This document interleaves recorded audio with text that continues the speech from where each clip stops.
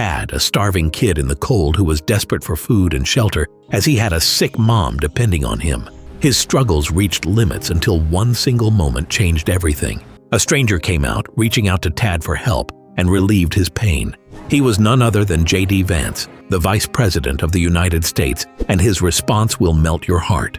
Was it for only charity, or was it for something else that J.D. only felt for Tad and his sick mother? Let's find out. Tad's stomach was growling. He counted his bottles. 17. Not enough. He needed 30 to buy bread. The wind was cold. His jacket was too thin. But last year's coat didn't fit. His stomach growled, but he ignored it.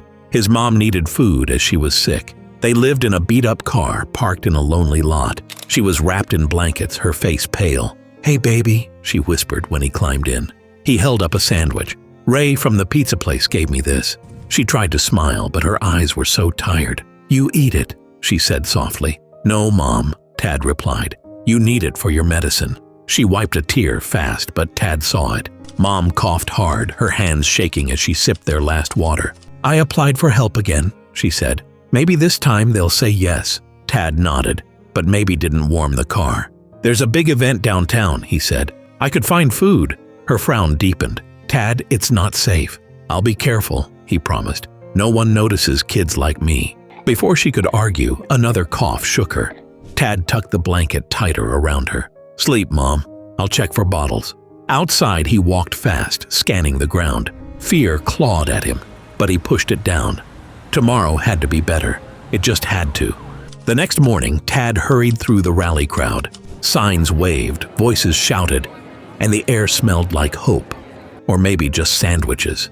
He remembered better days, Mom flipping pancakes, singing badly, her nurse scrubs bright white. That was before sickness stole her strength, before they lost everything. Now, he eyed the food tables. Water bottles and lunchboxes sat unguarded. If he was quick, he could grab something. A lady smiled at him. "Here with your parents?" "Yeah, Dad's up front," he lied. She nodded and he slipped closer to the food. The crowd cheered as a speaker started. Tad stepped back, almost there. Then he crashed into someone. His bottle bag fell, plastic rolling everywhere. "I'm sorry," he gasped, scrambling to pick them up. A tall man in a suit knelt down. "Let me help," the man said, his voice gentle. Tad's hands shook. "It's fine, I got it," he mumbled. The man grabbed a bottle. 5 cents each, right? My grandma collected them too." Tad froze. No one ever talked to him like that, like he mattered. "I'm J.D., the man said, handing him the last bottle. "There's extra food over there. It would be a shame if it went to waste." Tad looked up. J.D.'s suit screamed money, but he was on the ground, helping nobody. Tad's throat tightened. "My mom, she needs it more." J.D.'s face softened. "Where is she?" Tad hesitated. Telling the truth could mean trouble, but J.D.'s eyes felt safe. "She's sick," he whispered. "We've got nowhere to go." J.D. didn't look shocked or sad, just thoughtful. "Let's get some food first," he said. "Then we'll talk about her." He walked to the table, grabbed a bag, and came back. "Find a quiet spot?" They sat on a bench. Tad clutched the food, waiting for the catch. "You don't know me, do you?" J.D. asked. Tad shook his head. "Good," J.D. said. "How long have you been homeless?" Now first, like always, be sure to hit the like button down below. It helps us out tremendously with the reach of this video. Thank you. 3 months, Tad said. "Mom's a nurse, but she got sick. Lupus. Her hands shake too much to work." J.D. nodded. "Medical bills?" "Yeah. No insurance. We tried staying with friends, but..." Tad trailed off. "I get it," J.D. said quietly. "My mom and I moved a lot too. Tough spots." Tad felt a spark, someone who knew. "The car's not awful," he said. "Mom says it's temporary." "Medicine?" J.D. asked. Tad looked away. J.D. checked his phone. "I've got time. Would she talk to me?" Tad's stomach twisted. Mom hated strangers. "I won't call anyone," J.D. added. "Just help." "Why?" Tad asked.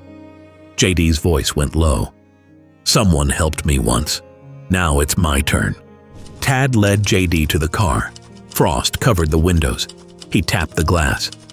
"Mom, you awake?" She stirred, her eyes wide when she saw JD. "Baby?" Her voice shook. "It's okay," Tad said. "This is JD.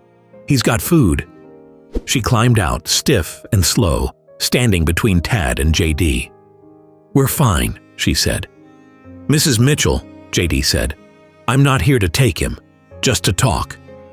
"How do you know my name?" she snapped. "Your prescription bottle," JD said. "I'm JD Vance." Her shoulders sank. "Tad, I told you." "Mom, he gets it," Tad cut in. "His family struggled too." JD nodded. "Same mess, different story." Marina sighed. "I don't want handouts. I just need time." "It's not a handout," JD said. "It's a hand up." He held up the food. "Eat first, then talk." Tad watched his mom waver. She was so weak.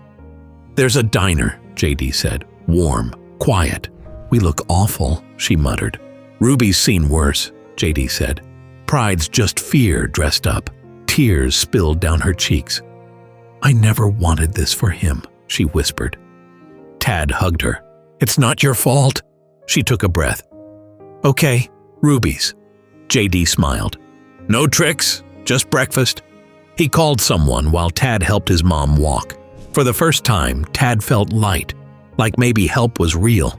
At Ruby's, the air smelled sweet. They slid into a booth, the waitress kind despite their messy clothes. "Order anything," JD said. Tad picked pancakes. Marina hesitated, then chose eggs. JD got a big plate, promising to share. "Carmen's coming," JD said.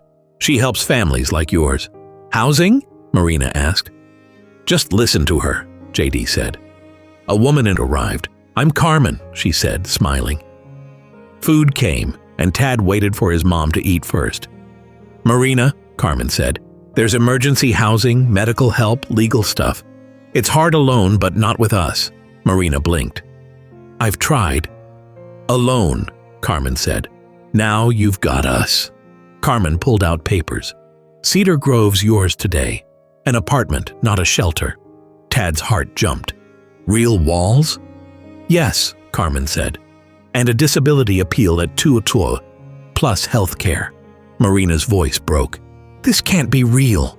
"It is," JD said. "Because it matters." Marina squeezed Tad's hand. "Why us?" "Because someone helped me," JD said. "Now I help you." Carmen slid her a card. "Tomorrow, 9 o'clock. First step." Marina held it like treasure.